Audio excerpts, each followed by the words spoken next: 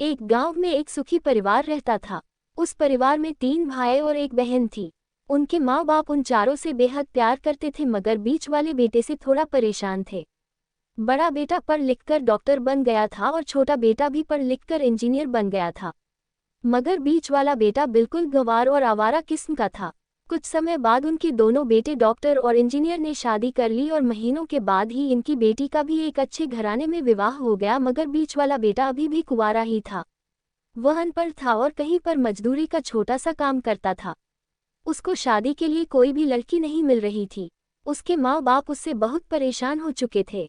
अब जब भी उसकी बहन अपने मायके आती तो वह अपनी डॉक्टर और इंजीनियर दोनों भाइयों से मिलती थी, मगर बीच वाले भाई से बहुत कम मिलती थी, क्योंकि वह उसे ज़्यादा पैसे नहीं दे पाता था। लेकिन फिर भी वह अपनी बहन से बहुत अधिक प्यार करता था। कुछ समय बाद उनके पिताजी की बीच वाले बेटे की बिना शादी किए ही मृत्यु हो गई। उनकी माँ ने सोचा कहीं अब किसी के मुंह से बंटवारे की बात निकले, इसलिए अपने ही गांव में एक सीधी सादी लड़की से मंझले बेटे की शादी करवा दी। शादी होते ही न जाने क्या हुआ। अनपढ़ बेटा मन लगाकर काम करने लगा और पहले से कहीं ज़्यादा मेहनत भी करने लगा। अब कोई भी पुराना दोस्त उसको मटरगश्ती के लिए बुलाने आता तो वह मना कर देता। एक दिन उसके डॉक्टर और इंजीनियर भाई ने सोचा कि यह तो गंवार और अनपढ़ है, हम इससे कहीं ज़्यादा पैसे कमा लेते हैं, इसलिए अब हमें बंटवारा कर लेना चाहिए। माँ के लाख मना करने के बाद भी दोनों बेटों ने बंटवारे की तारीख तय कर दी और उन्होंने अपनी बहन को भी बुला लिया। तभी उनका गंवार भाई कहता है कि तुम लोग बंटवारा कर लो, मुझे जो बचे वो दे देना या ना देना, मैं शाम को आकर अंगूठा लगा दूंगा। तभी उसकी बहन कहती है, अरे बेवकूफ़, तू तो हमेशा बेवकूफ़ ही रहेगा। जमीन का हिस्सा तो आमने सामने बैठकर होता है। और उसकी माँ भी उसे काम पर जाने से रोकती है। उसी वक्त वकील भी वहाँ आ जाता है और कहता है कि आपका सारा हिस्सा मिलाकर 10 बीघा जमीन और एक मकान है।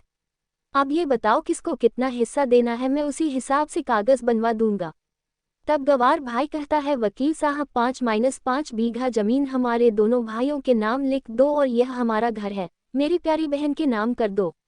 तब दोनों भाई पूछते हैं कि तू अपने हिस्से में क्या लेगा। गंवार भाई कहता है कि मेरे हिस्से में मेरी प्यारी माँ है। वह अपनी पत्नी की तरफ मुस्कुराते हुए कहता है, क्यों, क्या मैंने गलत कहा।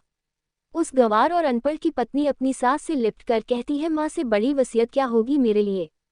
उसी वक्त उसका गंवार पति भी अपनी माँ से लिपट जाता है। गंवार बेटे और बहू के प्यार ने जमीन जायदाद के बंटवारे को एक सन्नाटे में बदल दिया। तभी बहन अपने गंवार भाई के गले लगकर लिपटकर रोते हुए कहती है कि माफ़ कर दो भैया, मैं आपको सम्मान नहीं दे सकी। तभी उसका भाई कहता है, मेरी प्यारी बहन, इस घर में जितना अधिकार हमारा है उतना ही तुम्हारा भी है, और रही बात बंटवारे की, तो बंटवारा नहीं करने से जीवन खत्म तो नहीं हो जाएगा। क्यों करते हैं हम बंटवारा? क्या हम एक साथ मिलकर नहीं रह सकते, जैसे हम बचपन में मिलकर खेलते रहते थे। एक साथ मिलकर रहने को ही तो कहते हैं एक अच्छा परिवार, और उसके परिवार को संभालती है एक माँ। तभी उसके दोनों भाई भी बहुत शर्मिंदा होते हैं और वह बंटवारे के सभी कागज फाड़ कर फेंक देते हैं, और उस दिन के बाद से उनका पूरा परिवार खुशी खुशी एक साथ रहने लगा।